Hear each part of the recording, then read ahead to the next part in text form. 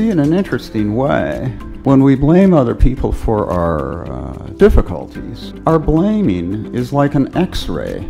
We easily see what we think others do to us. In fact, we're doing those things to ourselves, but we don't see it. We know somebody is hurting us, but we can't figure it out.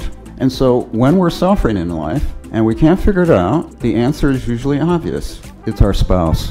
Because remember, that's one of the big reasons to get married, to have someone to blame. You know, you have a bad day, you've got to blame somebody, and you remember, oh yeah, my spouse is home tonight. I feel better already.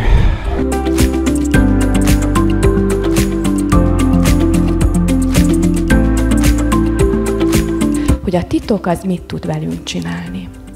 Hát megbetegíteni egészen bizonyosan. Mert a titok az olyan, mint a mágnes.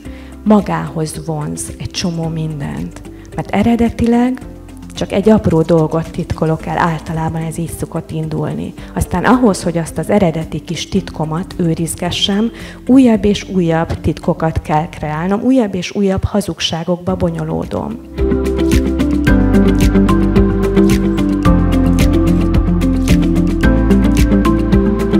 Az elfogadási paradoxon arról szól, hogy nem akkor fog a másik megváltozni, ha én meg akarom változtatni, hanem akkor indul be a szükséges változás, ha a másik érzi tőlem az elfogadást az irányába. Ugyebár látszólag ez egy paradoxon, hogy nem akkor változik, ha meg akarom változtatni, hanem akkor változik, ha elfogadom. Miért?